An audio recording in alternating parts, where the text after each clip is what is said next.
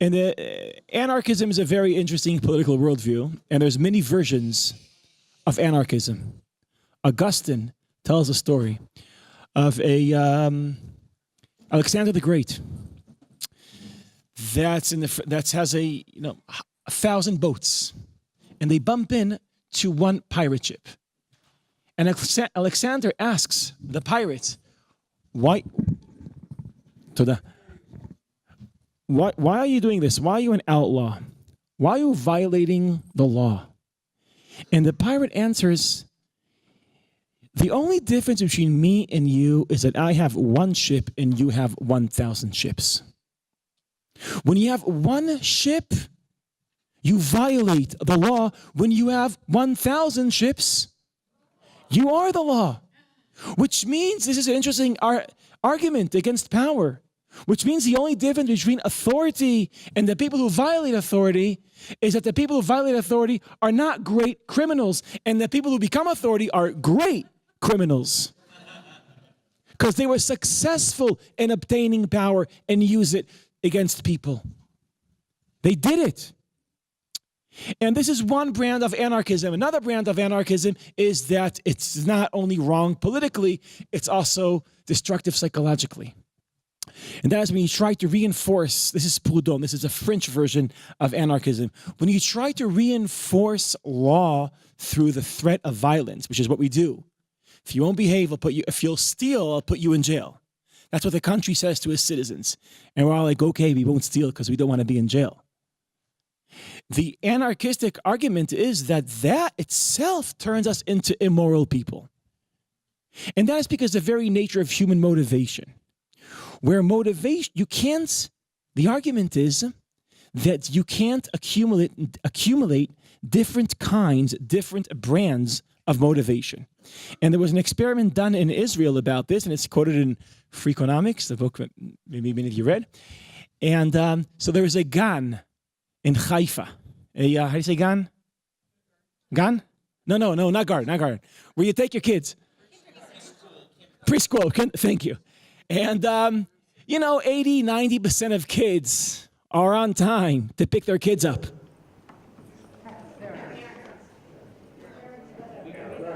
In the Haredi world, it's the kids that pick up the kids. But you're right. But you're right. That was just me. You're right. So it's the parents are on time to pick their kids up. And they ask, wow, and why are they on time? Because they like the ganenet, the teacher. Nobody wants their kids to be the ones waiting for their parents. Maybe they have memories. Like you want to do it for the right reasons. So then they say, okay, what happens if we create a punishment? Okay, if you're late to pick up your kids, you have to pay $40. Now you would say, hey, so if internal motivation, not to let your kids down, not to be nice to the teacher, if that took you 85%, you add another set of motivation not to lose $40, we'll make it to close to 100, right? No. What happens? You add a punishment, and what happens to the numbers? They go down. Why? Because before the punishment, you were in a meeting, and you see it's going to be 2, and you say, oh no, my kid's gonna wait. The ganenet is so nice. Sorry, you leave the meeting, you pick up your kid. After the punishment, this is what we do. Oh no, it's gonna be 2. You know what? It's only $40. And you continue the meeting. Because what did the punishment do? It didn't add another layer to my motivation. It became the motivation. So you can't accumulate different kinds of motivation. You only replace one kind with another kind. Now let's say that anarchists are right and human beings are naturally good. Once you threaten them to become good, the fear, when I'm starting to be a good person because I'm afraid of a punishment, that doesn't add to my ethical motivation. That replaces my ethical motivation, which is why laws turn us into unethical people. Is that persuasive? Viva la muerto. So these are classic arguments for anarchism. Saying against Hobbes that says we all have a lot of negative energy in us, and we need laws to keep it in so it won't burst out and destroy society. They say it's the other way around. Laws are not what's stopping our yetzarim, our negative passions to burst out. The laws are creating them. So this is an important machloket in the history of philosophy. Our laws is authority. Does it block us from being bad? Or does it distort our personality and bring out the worst? Because the argument is that fear, once you have many motivations and you add fear, fear becomes the only motivation. Like we're studying Torah here, and then let's say, I don't know, there would be an earthquake. By the way, there was an earthquake this morning. What? Oh, because, of course. So, really? That was the thing? Yes. Yeah, okay. Because the last time was because of the gay parade, so, we changed. So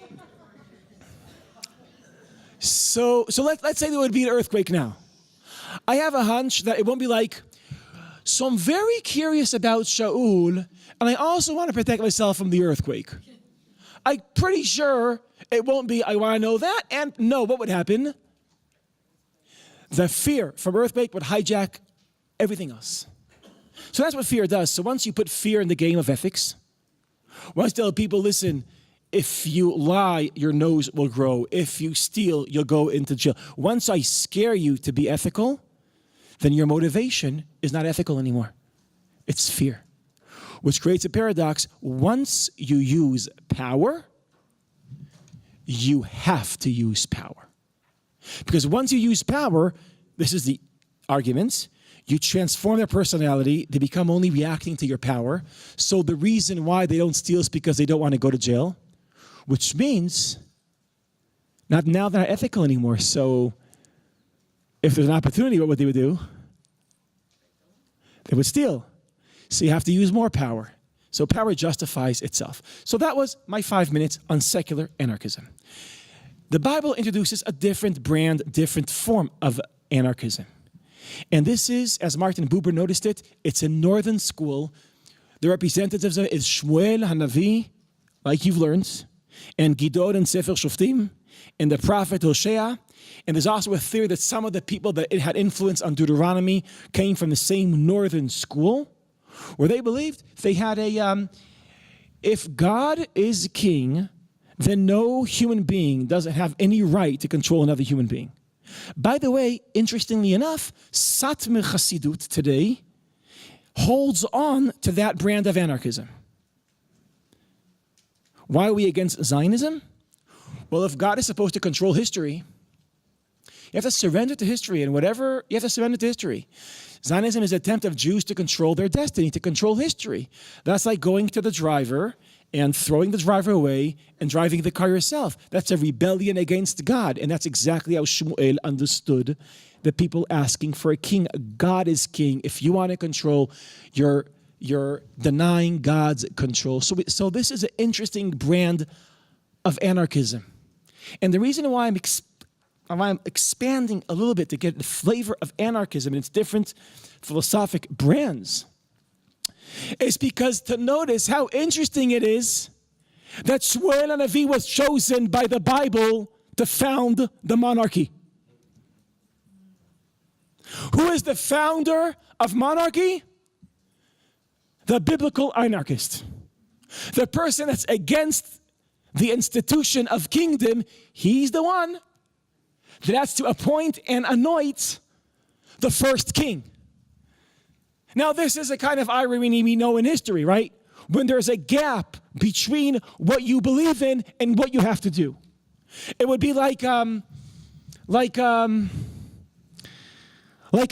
Bennett needs to now evacuate all the settlements.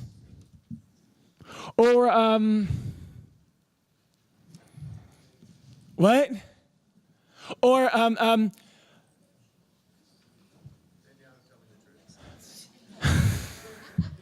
now I'm thinking of Zehava Galon. You know who Zehava Galon is? Zehava Galon, she was the leader of Eretz.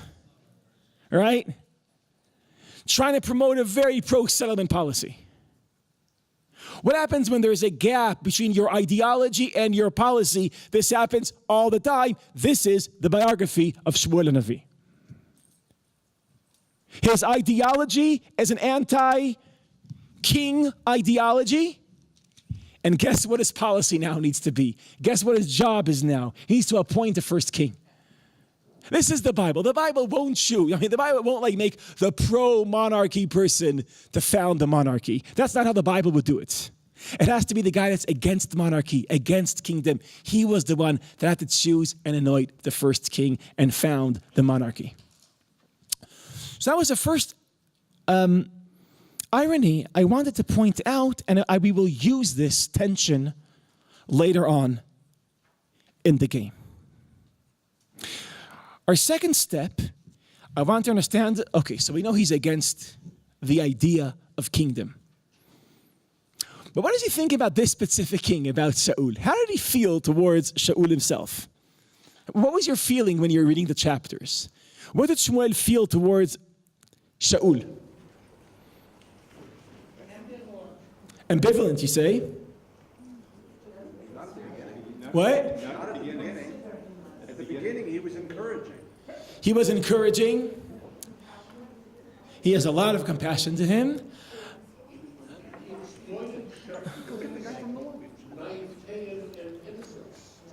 That's a cynical reading. That's right. He's using the fact that he's sent in order to stay in power, maybe.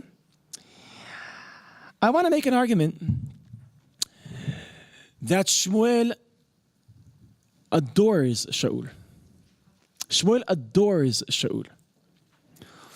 Try to establish this very quickly because we have a lot of work. First of all, we can compare. Shmuel appoints two kings. He appoints Shaul, then he has to go to appoint David. And when he appoints Shaul, when he meets Shaul, he is very, very enthusiastic. He says to him, "Lemi kol chemdat Yisrael ela lecha ulevet avicha." Chemdat Yisrael. Chemda is an interesting word. Lachmod.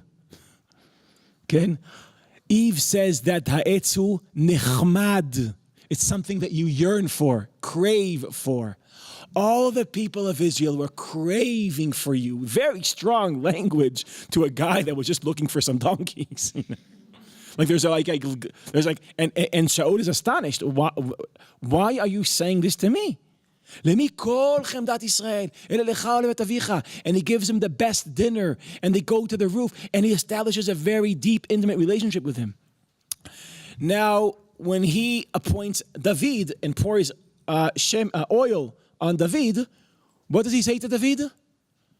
Nothing. He's silent. It's blank. That contrast tells us something. But I don't only want to learn from the way he felt when he appointed Shaul, which is amplified by his silence that was experienced when he appointed David. I also want to notice, how does he feel when he has to fire Shaul? Not only when he appoints him, when he fires him. How does he feel when he fires him? What does he say? He's distressed.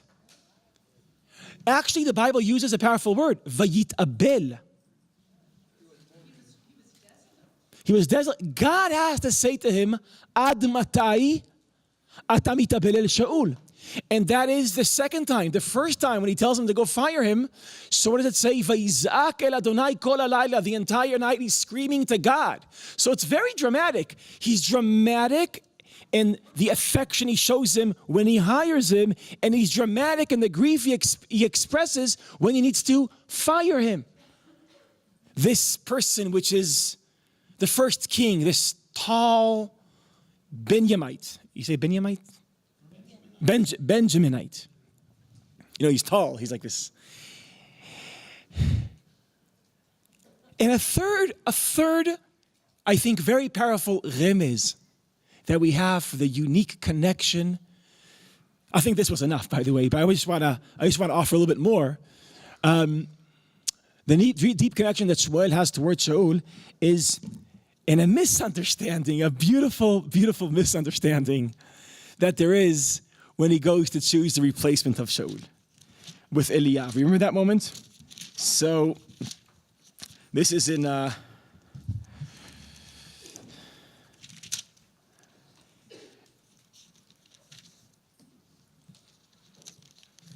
chapter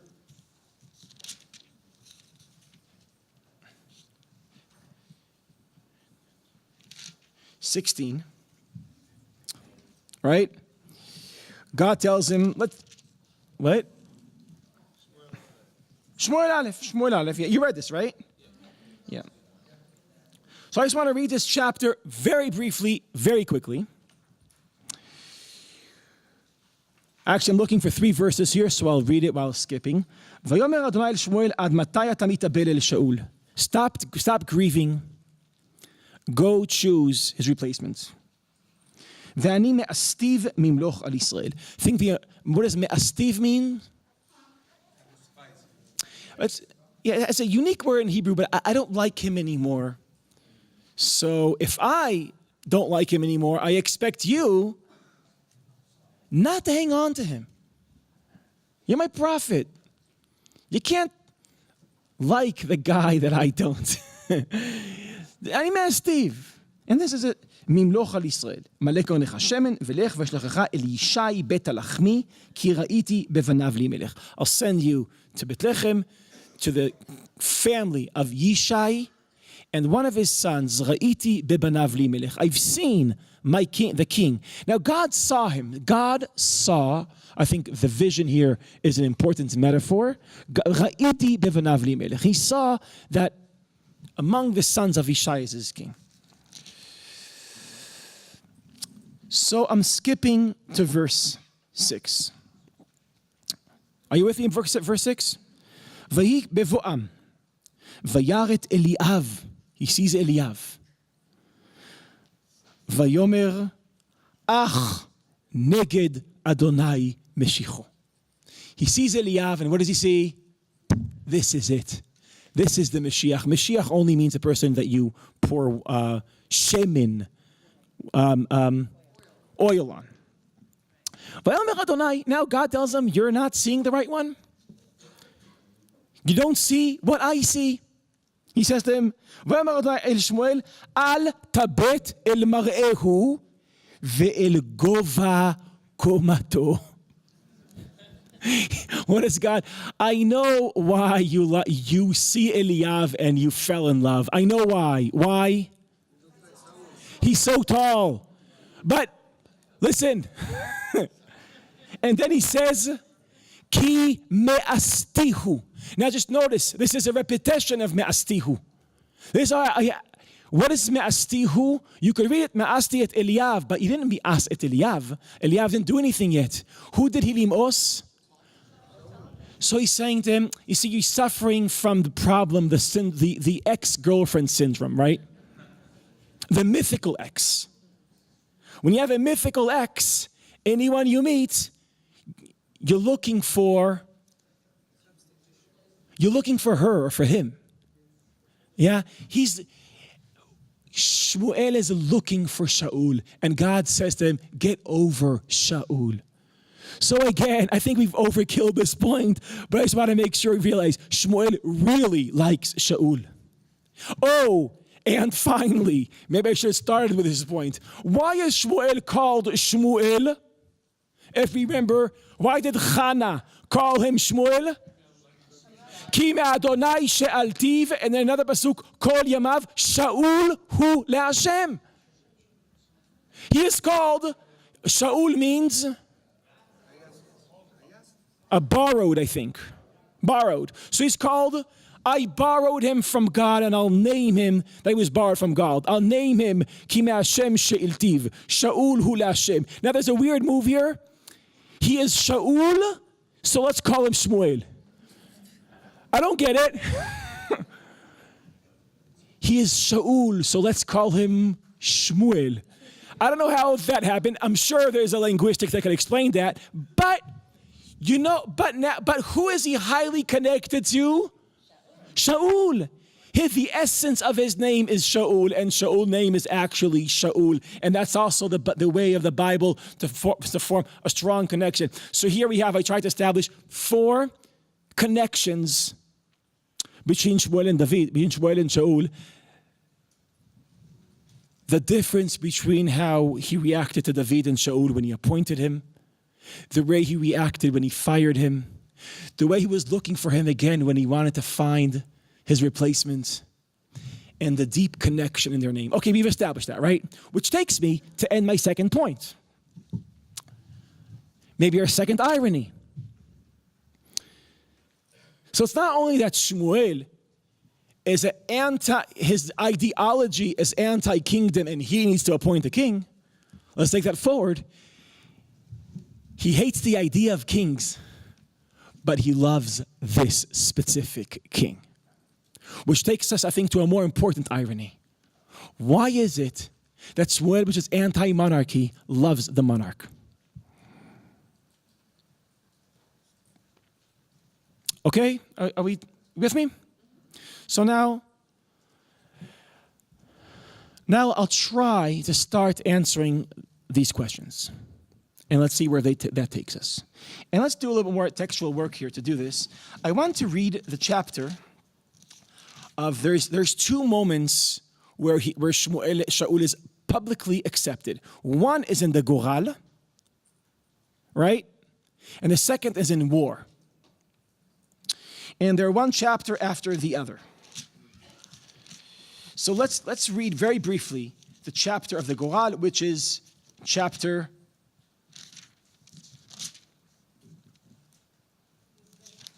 10. Chapter 10. Let's start with verse 17 and then we'll skip to 20. Okay, you see this? Chapter 17? Yeah, sorry. Chapter 10, verse 17, yes.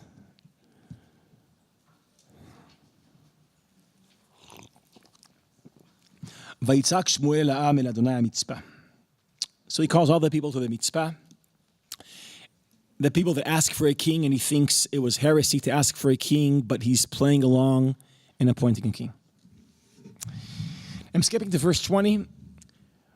ויקרב שמואל את כל שבטי ישראל, וילכד שבט בנימין. So doing a goral. So there's many ways to imagine this very public event. There's a scholar here, Shraga Baron. You know who he is? One of the smartest people I know. He wrote a PhD about goral, about this idea of goral. So how do you understand this goral? So I'm imagining how, you know how in America do you play the teenagers play spin the bottle? And then you have that?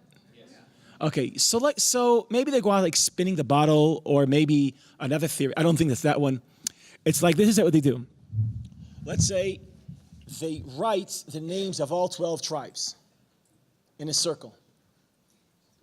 Then there's like this stick that they all touch and let go. And this stick will fall. And it will fall directing the name of the tribe that was chosen. Okay? So write all 12 tribes, and everybody's waiting, and suddenly, bang. The tribe that is publicly chosen by the Goral, which represents God's will, I guess, is which tribe? Binyamin. Okay, now what do? You take the tribe of Binyamin, and now you take all the families of the tribe of Binyamin, and you write them in names in a circle, and you let go of the stick, and the stick falls on which family? למשפחותיו ותלכד משפחת המטרי. Okay, now we know which family it is. So now let's just write all the members of the family. Excuse me, it's not all the members. I assume it was only the males. And they do it again. וילכד שאול בן קיש. ויבקשוהו ולא נמצא. So we have this public climax where we finally have like this public Goral pointing out, narrowing it down, pointing out on Shaul. Vayavakshuhu, and they're asking, where is he? And he's not there. Where is he? So what do the people say? So the people say, Vayvakshu od be'Adonai, hava od halom ish. They're saying, so let's just do it all over again. Spin the bottle again. I think there's a subtext here. I think they come there and they're waiting to see their king and they realize he's going to be from the tribe of Binyamin. That was a shocking collective moment. Let's remember the end of Book Shoftim. The end of Sefer Shoftim is so ironic. So you read this, right? So this was civil war against Binyamin. But it's so ironic because what the whole book of Shoftim is about, it's about there's tribes, and every time in the book of Shoftim there's an enemy that messes with one of the tribes. And that tribe is trying to call other tribes to come help him. And most of the time, no one comes. It's a privatization of tzarot. The tzarot of Menashe is the problem of Menashe. And the Shoftim always trying to unite the people. Their problem is our problem. Let's not be so tribal. Let's be national. And it doesn't work. Besides in Pilegesh Bagiva. Besides in the chapters that you've read. The first time, only time in Sefer Shoftim where Am Yisrael is united is not against the enemies of Israel, it's against one tribe in Israel. And that tribe is Binyamin. So it's very nice to see national solidarity in the book of Shoftim, where Am Yisrael finally unites, but it unites not to protect a tribe, it unites to destroy a tribe. And then they decide not to kill Shevet Binyamin, but except what do? They excommunicate Binyamin, and they won't marry with Binyamin. And that's how the book of Shoftim ends. Now they choose a king, and the Goral says, oh, guess what? Which tribe does the king come from? Binyamin. So this is the powerful contrast. This is many times missed. That what happens is that last time around, when you were united, it was against Binyamin. Now you have to unite beneath Binyamin, under Binyamin's authority. By the way, you read the next chapter also, right? That's the war. Did what Shaul did in that war remind you of something? That's right. If you noticed, there is an attempt, the Bible is in constant dialogue with the Bible. It's supposed to create constant deja vus of the last stories. So in Pilegesh Bagiva, there was a horrible story where they took the body of the Pilegesh, they cut her into 12 pieces. They sent to all Am Yisrael. I'm sorry, this is not me, it's the Bible. They sent to all Am Yisrael to gather them together against Binyamin. Now, Shaul, from Binyamin, takes a cow, cuts into 12 pieces, sends it all over Israel, says, whoever won't come, I'll do this to all of his cows. And they all come, trying to say, this is the tikkun of Pilegesh Bagiva. Last time, when this happened, it was to attack Binyamin. Now, all over again, it's to accept the authority of Binyamin. So there's a major transition happening here, and you can understand why it's hard for the people of Yehuda, for the people of Israel, to accept Shaul as a king. Okay, so that was, I think, important context. Let's go back to the text.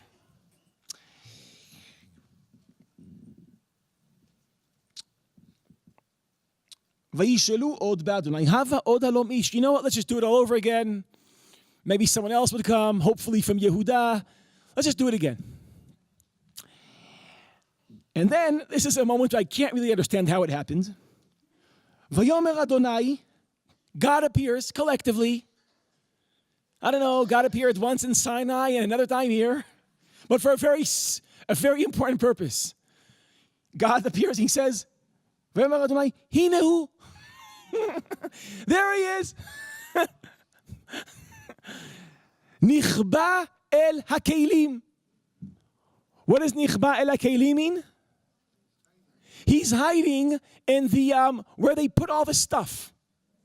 In the baggage area, in the machzan. What? No, it's like I have an issue, like in every army base, there's where they put all the where they put all the bags. Yeah. In Hartman, I'm sure there's a machzan somewhere. I'm pretty sure it's so he's hiding. Now, interesting. The moment he's chosen and he's hiding. Nichba el hakelim. What does that tell us about him, that he was not there for the moment that he was chosen? That he was hiding in the machzan at the moment where he was collectively chosen. What does that say about Shaul? He's not ready for it. What can we say about his personality? Humble is a word. Tsanua, insecure, fearful, shy, embarrassed. And this guy, embarrassed guy, now they say, okay, bring him out. So vayarutzu, vayikachu misham, vayityatzeb betoch ha'am, vayigba mikol ha'am mishchmo v'mala. So now we know that the embarrassed, shy guy is also a very tall guy. Now, there's nothing more, I would say, chamud, more, I don't want to say delightful, the touching, sweet, adorable, thank you, adorable, than a shy person that's very tall. Right? Because when you're shy and you're tall, there is a contrast between your body and your personality, right? Because if you're shy, what do you want? Not to be seen. But there's a catch here. You're tall. You're very seen. And that contrast is a very important contrast in Shaul. Between his psychology and biology, if you want. Between being shy and being tall. And Shmuel loves him. And I think we can start understanding why Shmuel likes him. Why does Shmuel like Shaul so much? Because Shmuel didn't want a king. He didn't want a tyrant. He didn't want someone, an arrogant Pharaoh, to come and control the people. And then he sees him and he says, okay, this will be okay. This is okay. Meaning, our question before was, how is it that the person that's against the kingdom could like the king? I think for the same reason why he's against the kingdom, he likes this king. He didn't want a king, but he could settle for an anti-king. He could settle for a Shaul.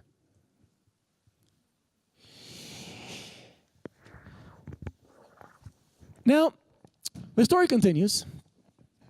What's our time situation? We started at 11. We have another 45 minutes. Okay. So the story continues.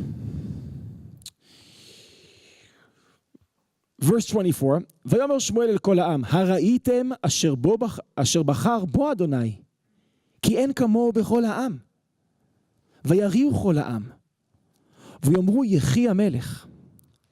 וידבר שמואל אל העם את משפט המלוכה,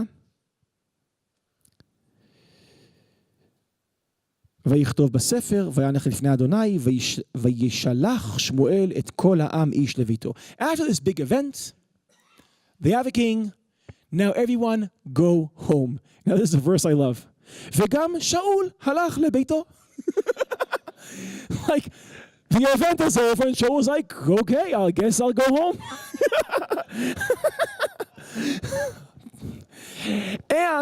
And where is his house? Just that we make sure we didn't lose the depth of this script.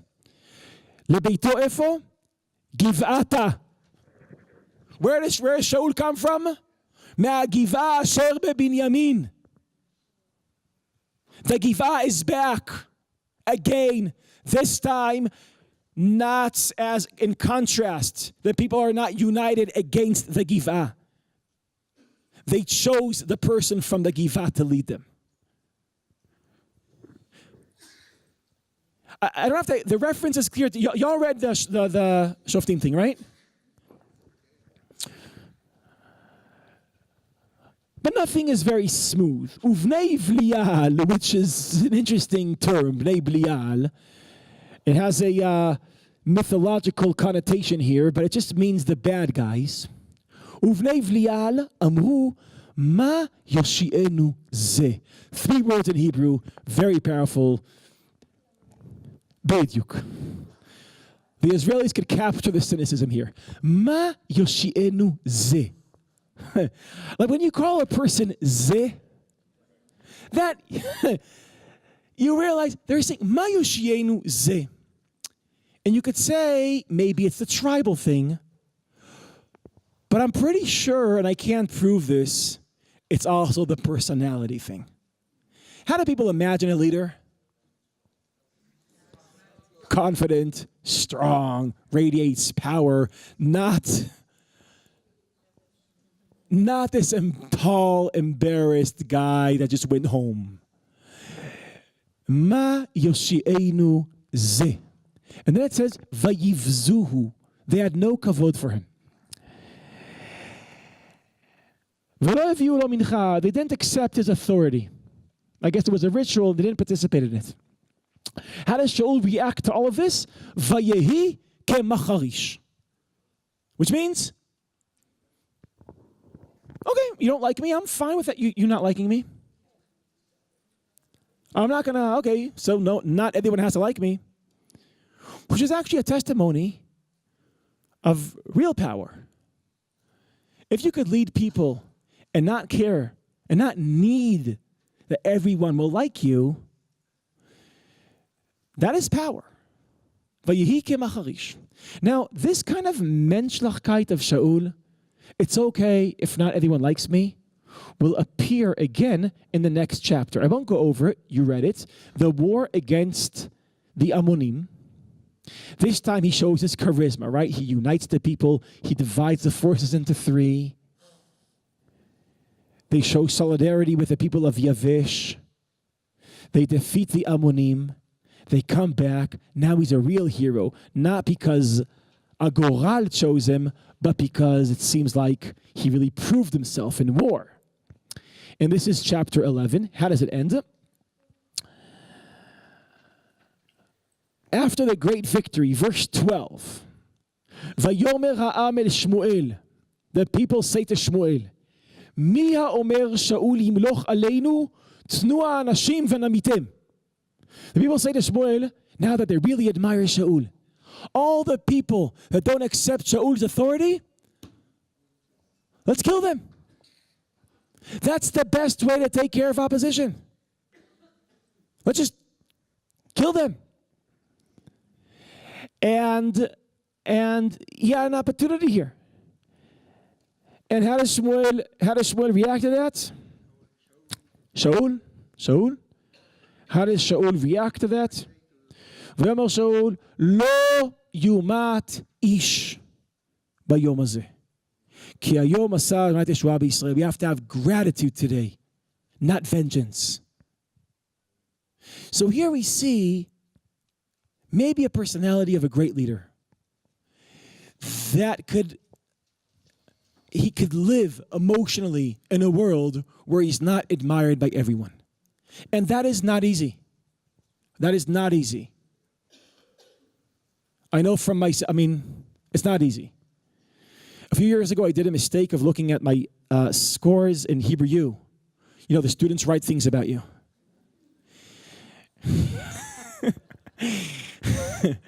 And I remember the reason why I had like very high scores, whatever, but that's not what I saw. What did I see? The 3 students that had nasty remarks. Doesn't matter what anyone said. The only thing that really mattered was what those. Now this is. I remember once I gave a lecture in Haifa, And I was driving back home, and I felt it was a terrible lecture. And then the guy in charge said, Micha, thank you very much. And I realized, it was just those two people sitting in front that didn't like it. This is a problem that some of us have. Some of us have. I'm sure most of you don't have this problem.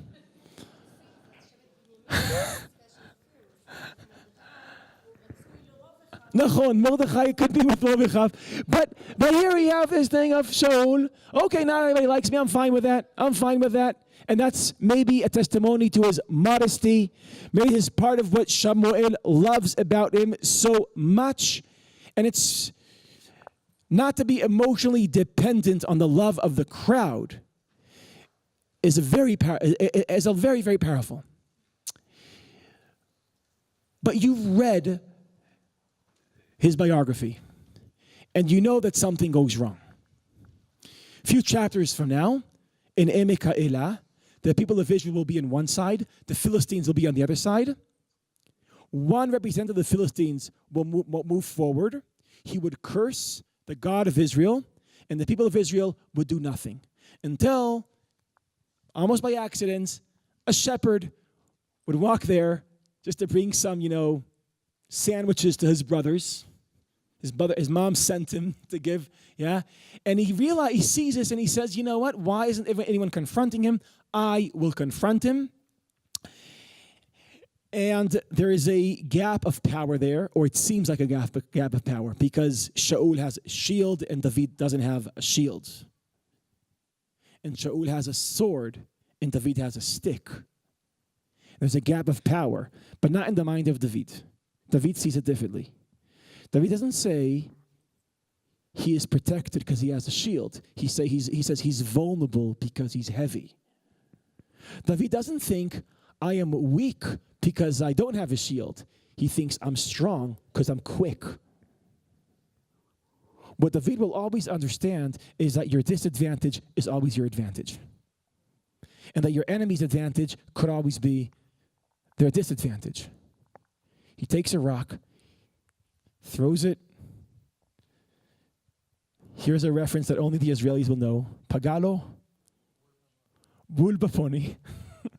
Yeah, there's a famous group called Kaveret. They made a song of this. It hit him right in his forehead. He doesn't die from that. All that happens to Goliath is that he loses his balance and falls. David responds very quickly, runs to him, takes his sword, and chops his head off.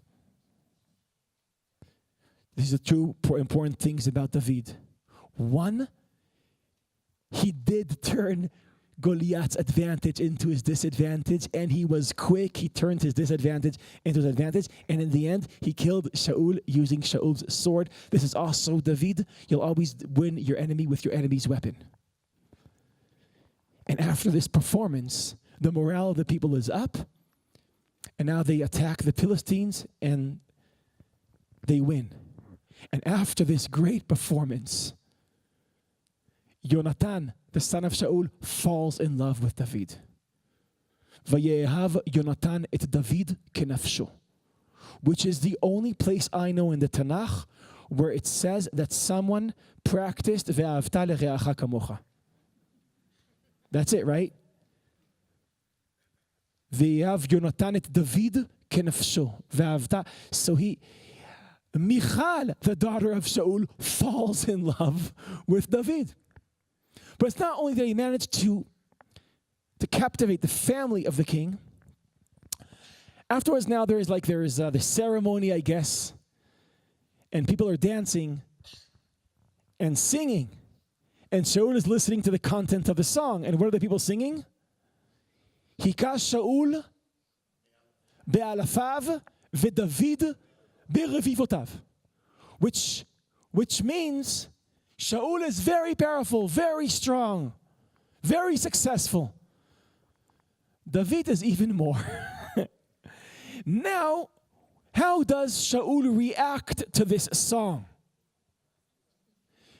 He realizes there's one person that is loved more than I am loved, and that really, really, he loses its balance, and it becomes obsessive. and he starts chasing David. So obsessive, this is a chapter you didn't read, but I'm sure you remember, that when David finds refuge in Nov is a city of priests, and Shaul learns that he was hiding in Nov, what does Shaul do? He kills all the Kohanim of Nov. So he becomes obsessive. Now, what is this obsession? It's obsession for what? To be number one again. To be the most loved again. He's very needy. He needs popularity. So you realize there's a question here, right? What's the question? What happened to Shaul? In the beginning of his career, in his political career, he was fine with not being completely loved. He was fine with having a part of the population despise him. Suddenly, it's not that no one despises him. That's not his problem. What's his problem? They don't love him as much. So from the mensch that he was, Vayehi kemacharish, they don't like me, that's fine. To being obsessed and killing everyone to get the love back, what happened to Shaul? And I think this is a lot. This is a lot.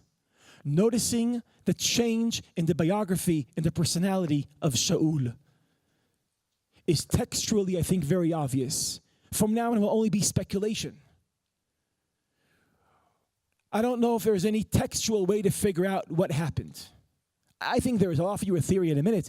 But I think maybe from our own lives, from our own reflections, from our own understanding, can we understand how is it that at the beginning of his career, he was okay with not being loved, and suddenly he's obsessed and he's willing to do everything in order to be the one most loved? What happened to him?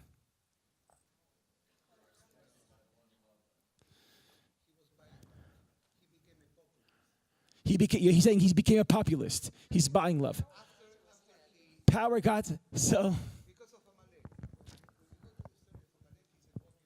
He's a populist there. That's right. We'll read that. He's a populist there. Yes.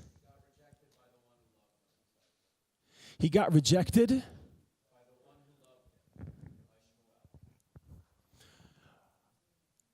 After the story of Amalek. That's a great read. That's a great read. I didn't think about that. That's a great read. That's a great read.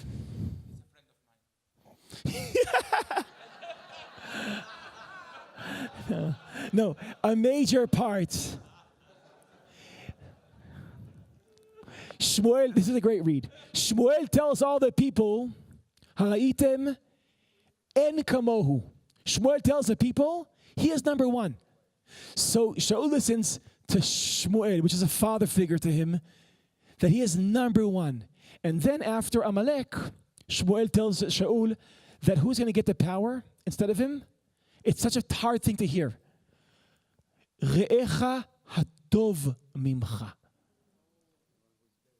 So maybe the person who changed is Shmuel from declaring you're number one. Now he says, Re'echa hatov mimcha. I once heard, there was this great Israeli rock star interviewed, and he said, when people say to me, I went to your concert, it was the worst concert I ever been in my life, I'm fine with that. I'm fine with that. That's great. But when they say, it's the second best concert I ever been, then I go crazy. Because you have to be number one. You have to be, there's something about being almost there. So he moves from being Ra'item en kamohu, there's no one like him, to the parallel move to Re'echa tov mimcha. So maybe your theory is that Shmuel changed his attitude towards him. He lost his confidence, and now he's very needy for love. I think that's a great read. Maybe that's the shiur. That's a great read. I have a better one.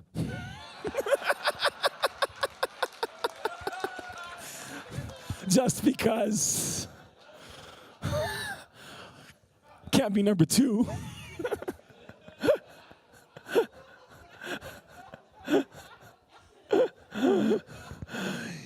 Yes.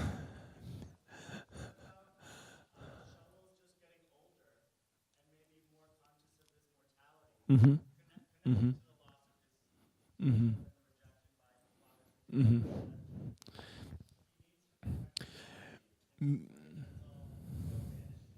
Yes. Yes. I mean, maybe at the beginning, when you're young, you think that everything that happens for you lasts. And when you're old, you realize how everything is impermanent. And that creates an obsession, make it permanent, fighting impermanence. Like it's like a Buddhist reading. Like we're fighting impermanence, and then by doing that, we're increasing the suffering from impermanence. And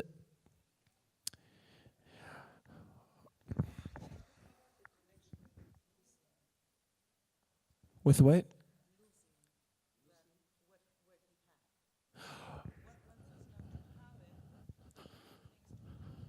Yes. Okay. There's something about having. Yeah.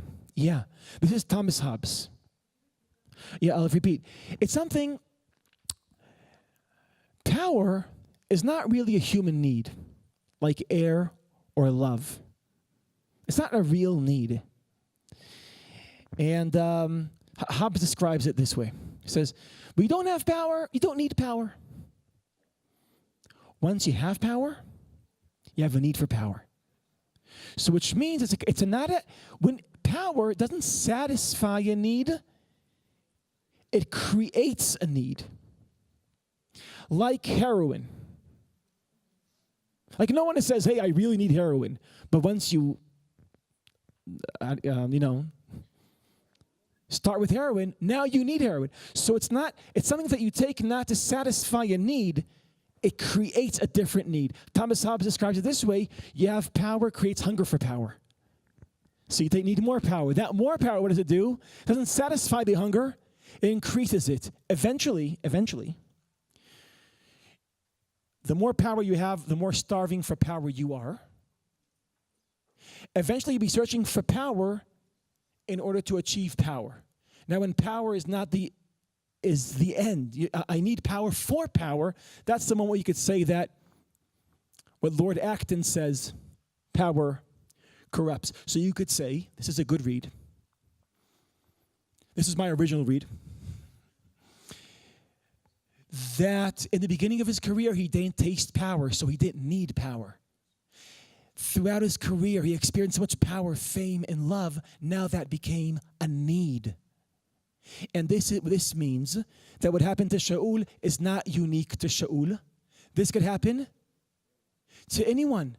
Once you have power, when you didn't have power and the love of the audience, you don't need it. Once you have it, you are dependent on it. On this point, I want to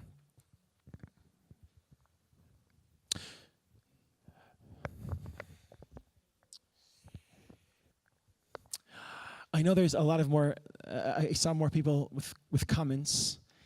If it's okay, I want to offer some more thoughts and then open this up again, okay? Beseda? Rabbi Nachman has a great story. In Maaseh B'Shiva Kaptanim and Seven Butlers, there's a story in a story, like Rabbi Nachman does. And one of the stories is like this. Maaseh, there's a king that does a big party because he's going to deliver his kingdom to his son while he's alive. Okay?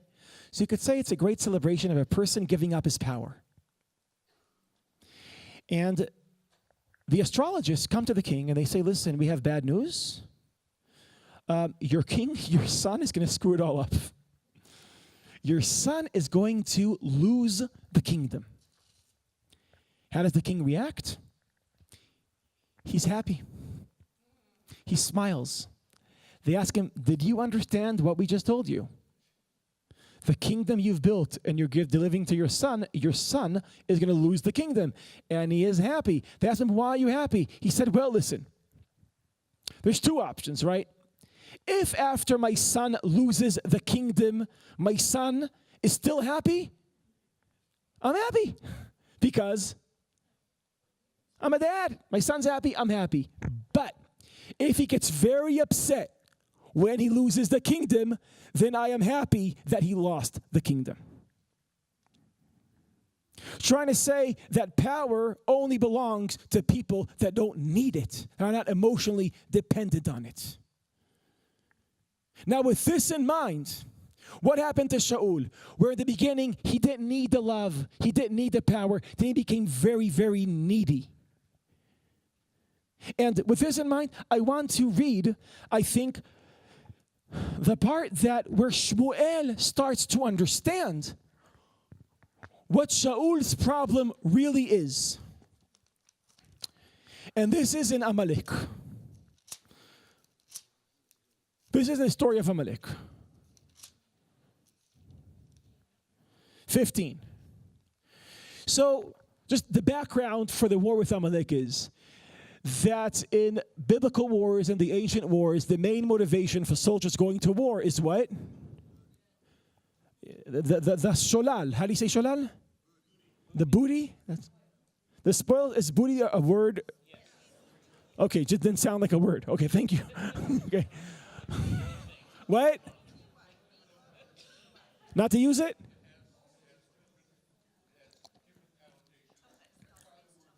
Really?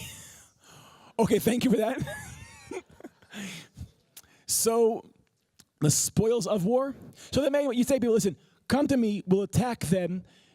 The downside is you might die, but the upside is you might get rich. And that's how wars, it seems that's how wars used to work. And now with Amalek, there's a problem. You have to motivate people to come to attack Amalek, but there's a problem. You can't enjoy the spoils of war. So how are you going to do it? How are you going to motivate people to attack Amalek if they can't enjoy the fruits of this offensive? How do you do it? So, what does Shaul do? He attacks Amalek. He violates the commandment. They're being on the spoils of war. While this is happening, God appears to Shmuel, saying to him, you have to fire Shaul because he violated the commandment. And now Shmuel has to go tell Shaul that he's fired because of what he did. But in that dialogue, there is a lot that uncovers everything that is problematic and interesting in the relationship between Shmuel and Shaul, and also in the soul of Shaul himself.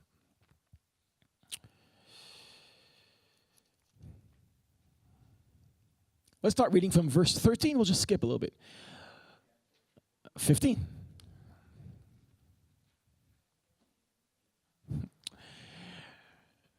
Vayomer Shmuel el Shaul. Shmuel says to Shaul, Vayomer lo Shaul. Baruch atah la Adonai hakimoti et dvar Adonai. What does Shaul say to Shmuel? I fulfilled God's words. There's irony here because we know the truth. Vayomer Shmuel, v'meh kol hatzon hazeh be'oznai. By the way, it actually says in Hebrew, meh. V'meh kol hatzon hazeh באוזני, וכל הבקר, אשר אנוכי שומע. So if you fulfilled God's word, so what is all the spoils of war doing here?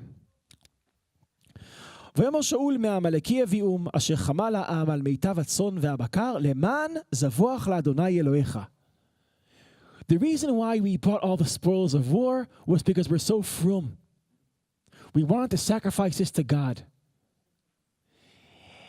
And Shmuel doesn't accept that excuse. And then he goes to the whole thing that God doesn't want sacrifice. What does he want?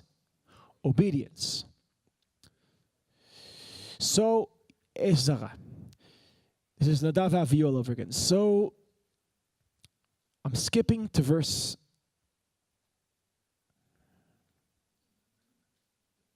16. No, actually, I'm not. I was there. ויאמר שמואל אל שאול, הרף, just stop talking for a minute, ואגיד עליך, את אשר דיבר אדוני אליי הלילה. Stop talking, I want to tell you what God told me at night. ויאמר לו דבר. ויאמר שמואל, הלא אם קטון אתה בעיניך. Biblical Hebrew manages to put so much meaning in such a small amount of words. Haloim katon ata be'inecha. We all know that this is about Shaul, and now we know that this is exactly what Shmuel is thinking about Shaul. Katon ata be'inecha, which means his own dimui atzmi. How do you say dimui atzmi? His self-image is very low. He thinks very low about himself. His self-esteem is low. Katon ata be'inecha. Then the second half of this verse, Rosh Shivtei Israel ata. This captures the problem of Shaul. There is an unbridgeable gap between his political position and his psychological position. His self-image is very low, but his political status is very high. And according to Shmuel, that's what led him to this sin. That gap between what he thought about himself and the power he had over the people.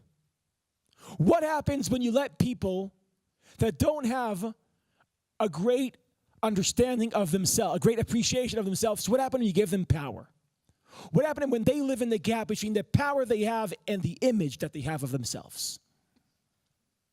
What happens? So this is what happens. I'm skipping to verse 24.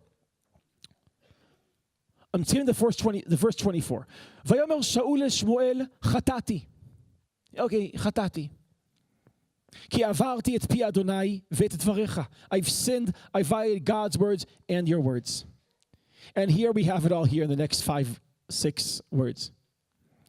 Ki yareti et ha'am va'ishma bekulam. Why did I do this? Not because I'm so frum, not because I wanted to worship God. Why did I take from the spoils of war? Because I was afraid of the people, and I obeyed the people. Va'ishma bekulam. He doesn't lead the people, he's led by the people. And why is he led by the people? Because he doesn't think much of himself. And exactly what Alberto is saying. And he wants them to love him. And this is the problem. People that have very low self-esteem, their sense of worthy doesn't come from themselves. Where does it come from? The crowd. So the only way that he could fill that void is through the love of the crowd. So he becomes obsessed with the love of the crowd. Which takes me to the following conclusion. If he would appreciate himself more, he wasn't this nebich shy person, appreciate himself more, he'd had a lesser, can you say, need for the love of the crowd. Because a sense of worthy would come from within. But with no sense of worthy, he needs the love of the crowd, which takes me to 2 conclusions. 1, Shmuel fired Shaul for the same reason he hired him. He hired him, loved him, and admired him because he had a low self-esteem. Why does he have to fire him? Because he has a low self-esteem. Now this is something we have to understand. And the second thing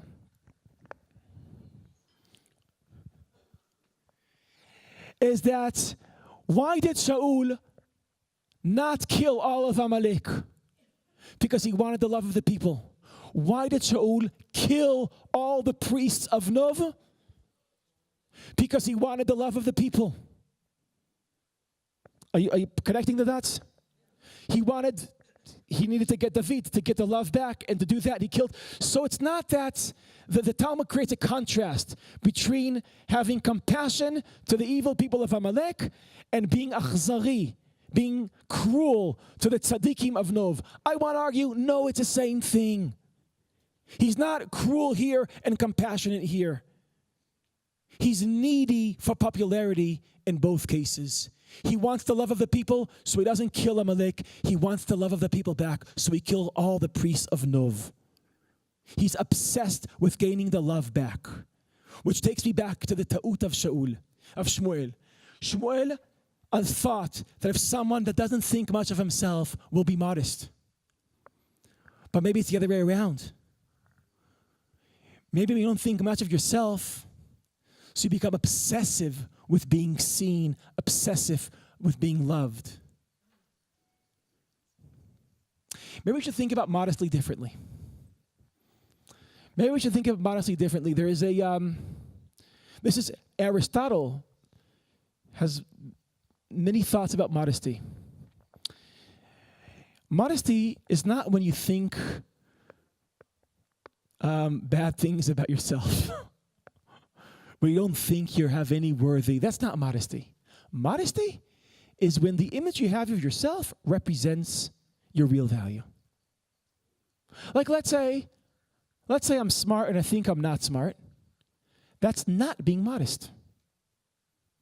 Let's say I'm not smart and I think I'm smart. That's not being modest. But if I am, let's say I'm funny and I think I'm funny, that is. Modesty is when you have a real understanding of yourself. That's Aristotle. There's a famous Gemara in Sotah. Nice Gemara in Sotah, the end of Masechet Sotah, in the Bavli. And they end it with like all this trying to glorify certain rabbis, like I think they say, Mishemet Rabbi Meir, I think it's Rabbi Meir, when Rabbi Meir dies, Batlu Moshlei Meshalim. After Rabbi Meir died, there is no more people that could create great metaphors, great Mishalim. Is that true? Probably not. But that's the way to emphasize how great Rabbi Meir was in that. Mishemet ben Azai, Batlu Darshanim. There's no more Darshanim after. Ben Azai was such a great Darshan that after he dies, there's like a big void. No more great Darshanim anymore. So it's a way to, to say something nice about someone. And then they say, Mishemet Rabbi, Batla Anava. After Rabbi Yehuda dies, so there's no more Anava, there's no more modesty in the world.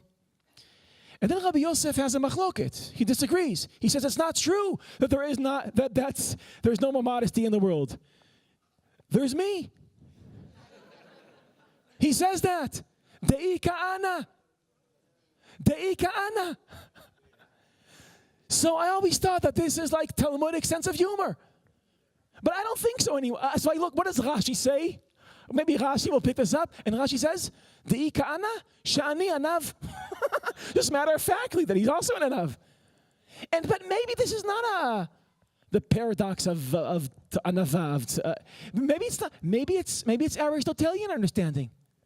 Maybe that is not a caricature of a person which doesn't understand anava. Maybe that is anava.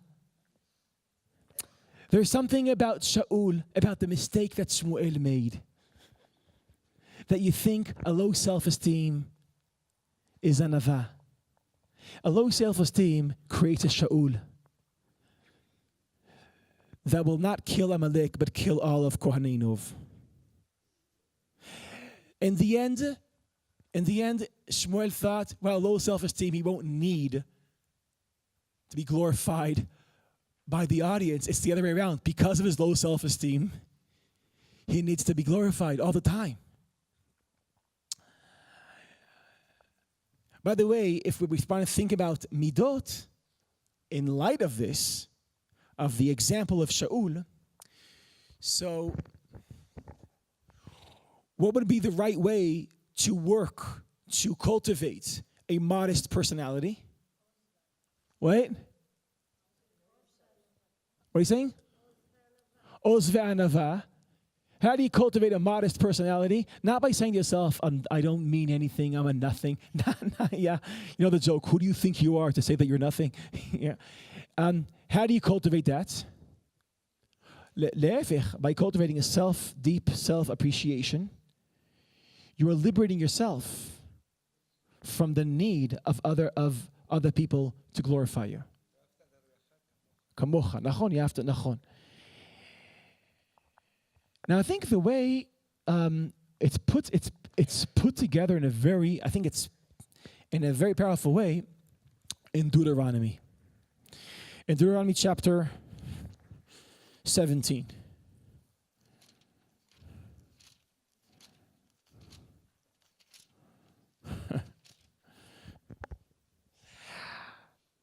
We have 15 more minutes for the shiur. I'll ask the crowd. Should I one more text or open this up? Text? Yeah, 1:30 we could open this up. Okay. But I just want to satisfy the audience. I want to make sure. Just want to make sure. I don't want to do anything that won't please you.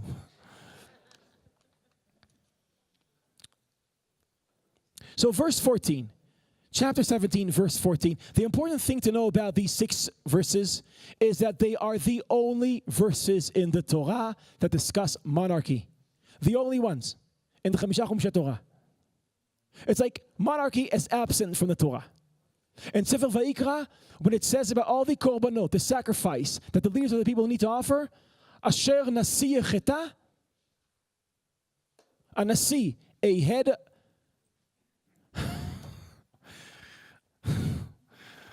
Sometimes a Nasi can lachto. Asher Nasi Yecheta, when a leader of a tribe sins, what's the korban chatat? What is the sacrifice he has to offer? Kohen asher yecheta, when a priest sins, what's the korban he has to offer? It doesn't say melech asher yecheta. It's just a missing verse. It's like the book of Leviticus either thinks that a king doesn't sin, probably not. It just doesn't know that there's a king. It denies that institution. In Shmot, when it says, Elohim lo tekalel v'nasi be'amcha lo ta'or, you're not allowed to curse people that have authority, judges or leaders of a tribe. It doesn't say melech lo tekalel. Again, the melech is just not there. And this is why these verses are so important, because it's the only time that the Torah is reflective about monarchy. So let's read them a little briefly. I'm glad you read this yesterday with Orit, right? Good, so I'll just do this very quickly. כי תבוא אל הארץ אשר אדוני אלוהיך נותן לך וירשת וישבת בה ואמרת שימה עלי מלך ככל הגויים אשר סביבותי. What is the moment of creation of monarchy? It's after 3 stages in history. After you enter Eretz Israel, כי תבוא אל הארץ וירשת, after you conquer the land, וישבת, and you settled the land. Which means you found a monarchy only after you're established. Which is very interesting. It's very interesting because the king is not going to take you into Israel. The king won't create the country. The country will be created without a king, and then you have a king. What this does is 2 things. One, the king is not the founder of the country. It's the other way around. That people found monarchy. It's not monarchy is founding society. And 2, it cracks the ability to develop the myth that the king is the founding father. The king is not the founder. So it cracks your ability to glorify the king and see him as the founder. I'm continuing. שום תשים עליך מלך אשר יבחר אדוני אלוהיך בו מקרב אחיך תשים עליך מלך לא תוכל לתת עליך איש נוכרי אשר לא אחיך הוא. Yes, so there's a lot here. I just want to notice the metaphor of brotherhood. Did Uri touch this? So they call the king achicha. The book of Deuteronomy is very interesting. The book of Deuteronomy, you call the king your brother. You also call the slave your brother. The metaphor of brotherhood towards a king is weird. You would expect, like in all societies, the family metaphor to be the king is what? Father. Even in America, the founding fathers, not brother. Brother is a metaphor that cracks hierarchy. That's what it does. By the way, Israelis are very good with that metaphor. When a soldier says to his commander, Achi, and they do that, what is he trying to do? Create a balance. Create a balance. We call each other, it's very common, Israelis call each other Achi, and that's how we blur hierarchy. That's very biblical. So he's not the founding father, he's not the founding, and he's not a father, he's a brother, he's like you. It's a sense to create a sense of equality. רק לא ירבה לו סוסים. ולא ישיב את המצרימה למען הרבות סוס, ואדוני אמר לכם לא תוסיפו נשוב בדרך הזה עוד. ולא ירבה לו נשים, ולא יסור לבבו, וכסף וזהב לא ירבה למאוד. There's 3 prohibitions. You can't have a lot of horses, not a lot of wives, not a lot of money. This is how this could be understood. In the ancient world, how do you do diplomatic relations? Great. Did Ori touch this? Great. So this means, because they thought in the ancient world that the only way to create stable relationships between countries is to turn the elites of the countries into one family, which shows they obviously weren't Jews. That like family politics is easier to manage than international relationships. You just turn it into family, and then everything will be okay. So, but that's how they used to understand politics. Once it says lo yarbe lo nashim, that's a limitation on diplomacy. Lo yarbe lo susim is a limitation on what? Military. Kesef v'zahav lo yarbe lo meod is a limitation on taxation. So you're saying it's a very, their power is limited. So you can't glorify him. He's your brother, and his power is limited. And this is the first time in history that this is happening. In Athens, we have the idea of democracy, that the source of the power is the people. But in Deuteronomy, you have a different idea, that the source of the power is not the people, but the power is limited. We like to say we live in liberal democracies. Democracy meaning the authority comes from the people. Liberal meaning the authority is limited, and we have rights. In broad strokes, it's fair to say that democracy comes from Athens. The liberal part comes from Jerusalem, specifically from here. The notion that power is limited. I'm continuing. I hope I'll do this. I hope I can pack this in. We have 10 minutes, right? So, thank you. והיה כשבתו על כיסא ממלכתו וכתב לו את המשנה התורה הזאת על ספר מלפני הכהנים הלוויים. When he sits down on his throne, he has to write down I think it's the book of Deuteronomy in front of the Levite priests, which means he is not a priest. That power is also taken from him. He's in front of the priest. He is not a priest. This is the beginning of separation of religion from politics. והייתה עמו וקרא בו כל ימי חייו למען ילמד ליראה את אדוני אלוהיו לשמור את כל דברי התורה הזאת ואת החוקים האלה לעשותם. Why does he have to read the Torah all day long? So interesting. It doesn't describe a king that goes to a war. It doesn't describe the king that sits in the judge, that practices being the head of the judicial system. He reads a book. That's his activity. He just reads this book all his life. Why? למען ליראה את אדוני אלוהיו, לשמור את כל דברי התורה הזאת ואת החוקים האלה לעשותם. There's a missing verse here. In this chapter, they established the institution of a prophet, and then they says, you have to obey the prophet. In this chapter, they established the institution of the Beit Din, and then it says, you have to obey the decisions of the Beit Din. In this chapter, they establish the monarchy, but what doesn't it say? They have to obey the king. Spinoza says the oldest trick of the book is to use religion to create political obedience. And the trick goes like this. The king tells the people, God told me to tell you to obey me. So when you obey the king, you're not obeying the king. Who are you obeying? God. So you're taking religious passion and turning into political obedience. That's the oldest trick in the book. It's not in Sefer Dvarim. That verse is missing. All it says is that the king has to obey. It doesn't say that we have to obey the king.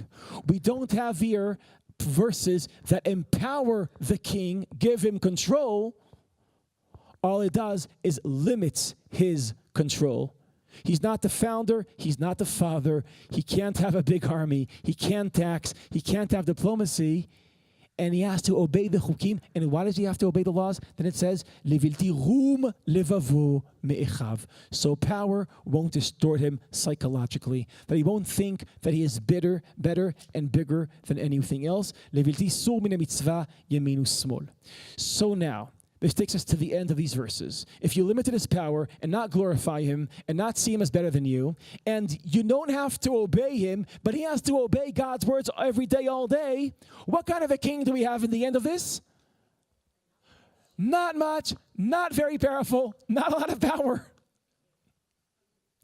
Which takes you to the end of these verses. If he does all this, Leman ya'arich yamim al mamlachto hu vanav b'kerav Yisrael. If he'll do all this, he'll stay in power. Which takes us to the paradox of power. If he does all this, meaning if he's willing to give up all this power, he'll stay in power. Obviously, if he's not willing to give up all the power, he won't stay in power. The paradox of power, like Rabbi Nachman, echoing Rabbi Nachman again, the power only, the people that deserve power are the people that emotionally are not dependent on power. In the book of Deuteronomy, the person that's willing to limit his power and give up his power is the person that will hang on to the power. And I think the example of Shaul is a window into a lot, I think. I think it's a window into a lot. It's a window into our politics. It's also a window into our careers. Into our careers. How do we deal with the question of being needy of popularity, being needy of love, being needy of power? Does our job change us? Does it become a need that we didn't have before? But I think the thought that the way to deal with these great challenges is to sell yourself short, to develop a low self-esteem. I think what the example of Shaul shows, and I think this is what we could learn from Shaul, is that low self-esteem is not modesty. Maybe modesty is Rav Yosef from the Talmud. Maybe modesty is when they say that there's no more modest people in the world, you could show up and say, Ika ana. Ika ana. There's still me. So this was a voyage into Shaul. I hope on the other side we found something. Thank you very much for listening to me.